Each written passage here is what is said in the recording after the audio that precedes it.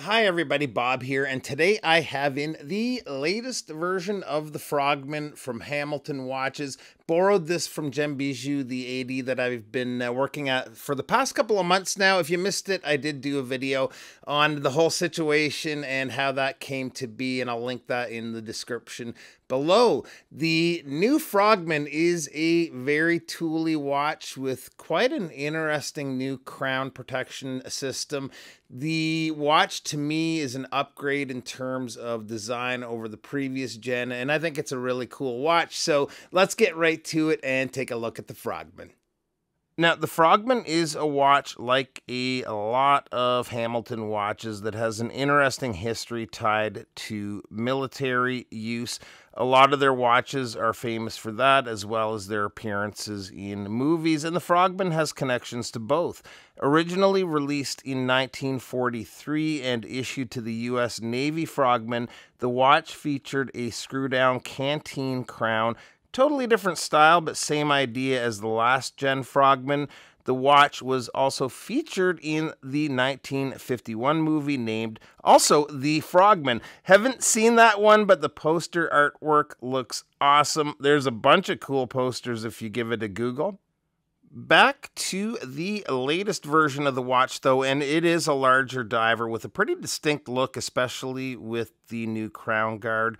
The crown works good with the crown guard system, but it's definitely a little more cumbersome to use when you're unscrewing the crown, winding, or setting the time. You can only turn it about a quarter of a turn with each time versus regular crowns where you can probably get almost a full rotation with each turn.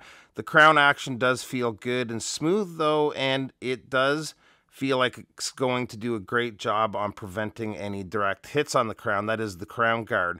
The movement running the watch is the caliber H10, which is an ETA movement with a power reserve of approximately 80 hours, so you probably won't have to set the time all that often. It's a 25 joule movement, hacking and hand winding, and beating at 21,600 vibrations per hour. Before we move off of the crown, I just wanted to show you it a little bit more up close and personal because it is a key feature of the watch. So this is what it looks like when it is screwed in. I'll just back it out here quickly. You can see it start to raise up. Back it out a little bit more. And in this position, we are in the winding position. Raise it, and we can set the time. Push it back in and screw back in the crown. So that is how that works. The dial is super clean and legible. They decided to get rid of the date on this one, which I think is a good call. It's a matte black dial with applied indices, and the numerals up at the 12 help you get that quick and easy orientation of the watch. The hands are large, liking the hour hand. It's kind of an hour style hand with the tip cut off, and the pop of color on the minute and second hands look good. They're all very different in design, so you'll find the time straight away until you get this in the dark. It's actually not that bad, but I've been spoiled by what some of the other brands are doing with lume, and I wish the lume was just a little bit better. The markers aren't quite as bright as the hands. It's still readable for a fair amount of time, but it's definitely not a strong suit of the watch. The bezel is a 60-click unidirectional bezel. The action is very clicky. It is a little on the stiff side, I would say. 60 clicks have a different feel than 120-click bezels. Sometimes they feel a little clunky, and this one does somewhat, but it feels sturdy like you'd want from a watch like this. The insert, I'll have to say, is a mystery to me. You can see the steel markers come up through the matte black, and I feel like it's probably some sort of epoxy or something there. There's a model that's actually all steel, which looks cool too, but yeah, not sure what's up with the material they're using there. The case is mostly brushed other than along either edge. There's a small beveled edge that's polished. Over at the 9 o'clock side of the case, we have this little bump out, I guess, to kind of even out the look with that crown side. On that part of the case, the Hamilton logo is etched.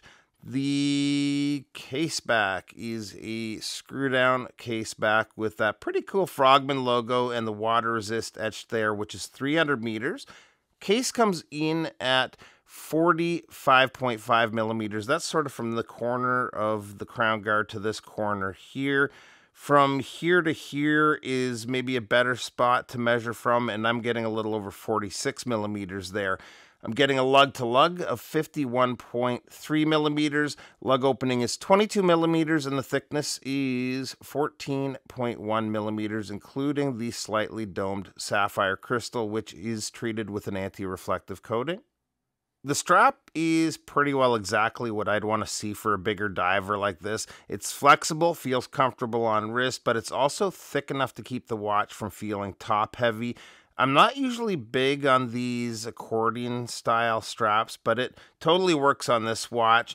The hardware is good. We've got that little cutout with the Hamilton H there on the buckle, and yeah, overall pretty happy with the strap. And here it is on wrist, and considering its size, I think it wears great on my 7¼ inch wrist. When it comes to dive watches, I don't mind a larger watch anyway, but I'm liking how this sits on wrist. Other than the so-so loom and the crown, which does take a little getting used to, and I do think you would over time, it's a solid release from Hamilton. This one goes for 1,500 Canadian here north of the border and $11.95 US. PVD and bracelet models are a little higher than that, so that is it. Link to where you can find these at Gem Bijou will be below. Appreciate you stopping by for a few minutes, and we'll see you real soon. Bye-bye.